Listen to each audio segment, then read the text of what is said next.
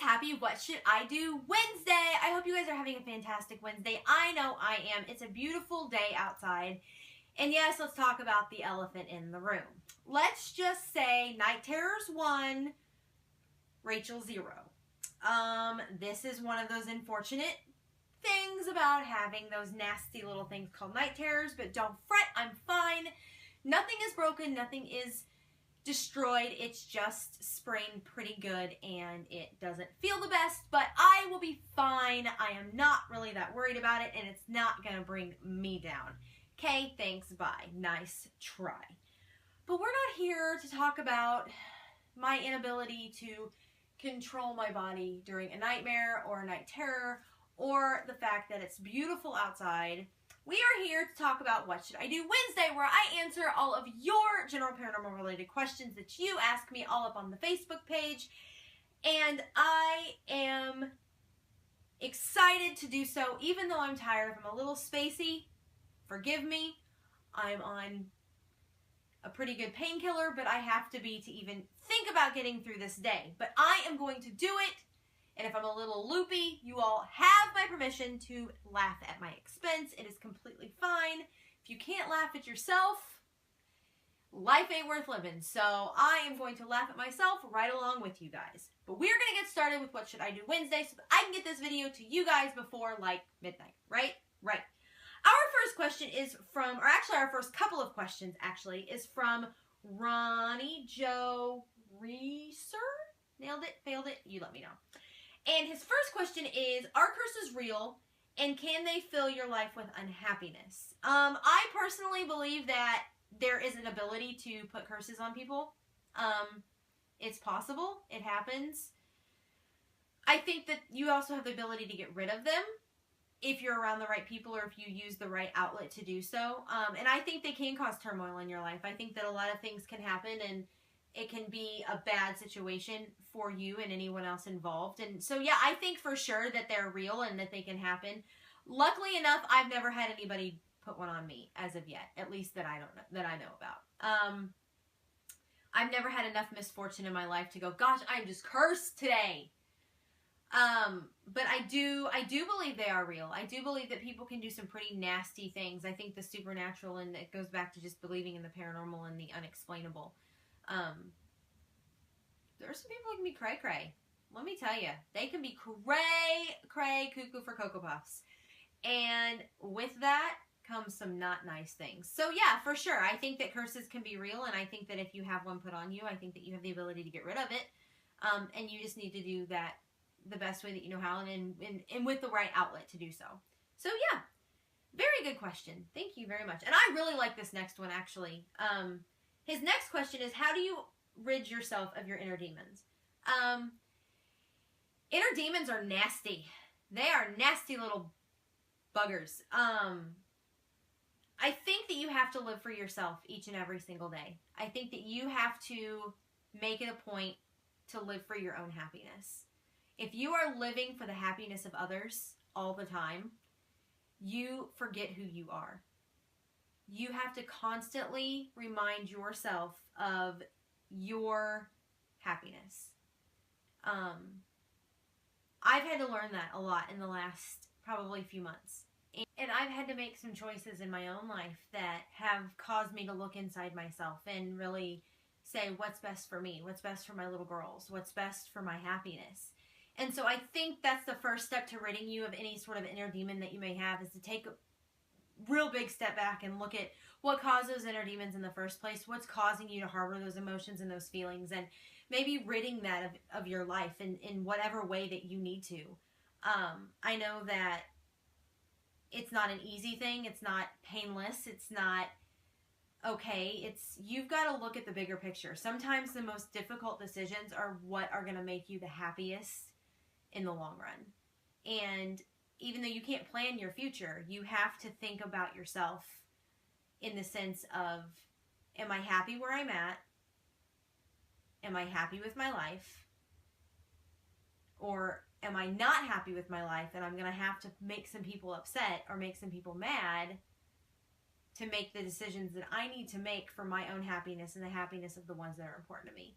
So I think that's the best step that you can do to rid yourself of your inner demons, is to take a step back, look at those demons and go, okay, what do I need to change within myself or within my environment to make me happy? So I think that's the first step, and I think that the rest of it will fall into play. But it has to be something that you really want, and you can't toy with people. You can't drag people along through the ride. You have to do it. Go big or go home. And so I think that's the first step. There's a lot of steps in the process, but I think getting it started on a healthy way is that's the way for sure. So thank you for your questions. I really enjoyed them. They were actually really neat, and I really liked those. Moving on. Our next question is from Harold Manley, and he asks, where can one find the gear you need to hunt and find ghosts? Okay, so there's not like a Walmart for ghost hunting equipment.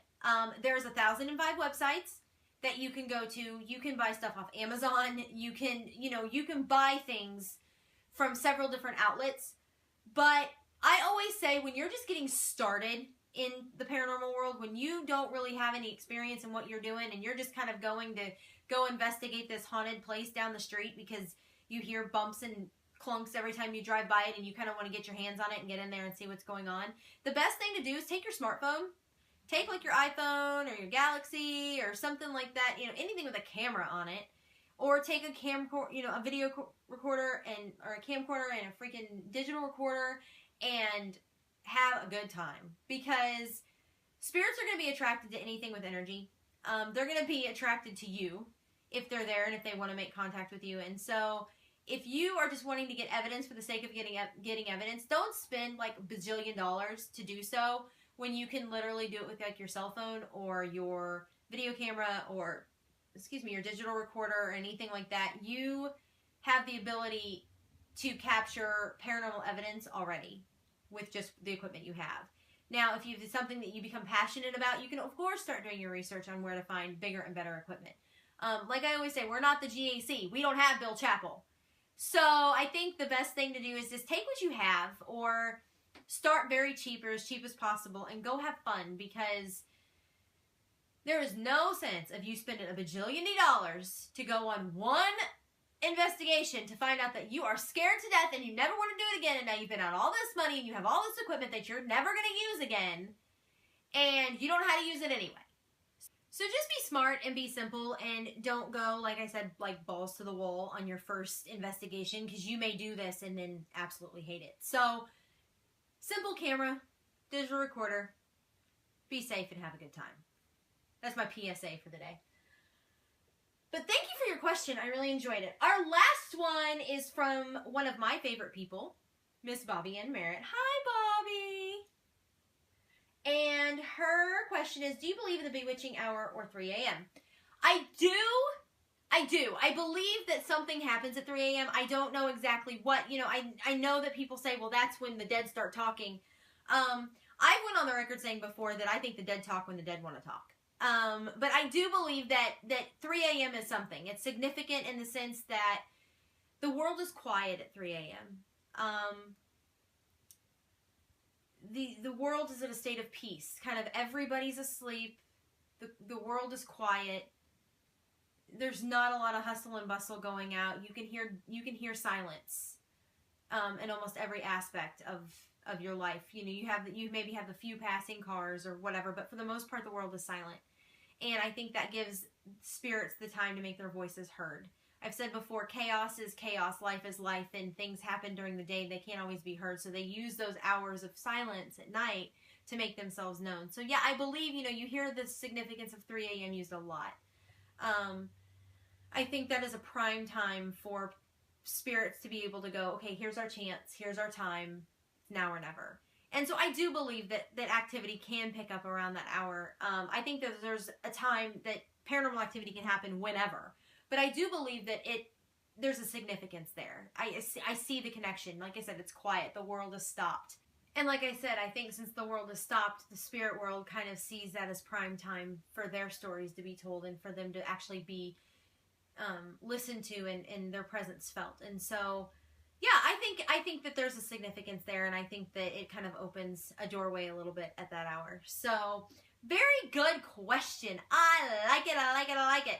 But that's all I have for what What Should I Do Wednesday. I will be back for GA Flashback Friday when I recap one of our past episodes of Ghost Adventures, as well as GA Recap Monday, where I recap the brand new episode of Ghost Adventures Aftershocks.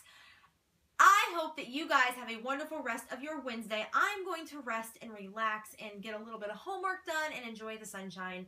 So until Friday, stay happy, stay healthy, stay warm. Much love and happiness.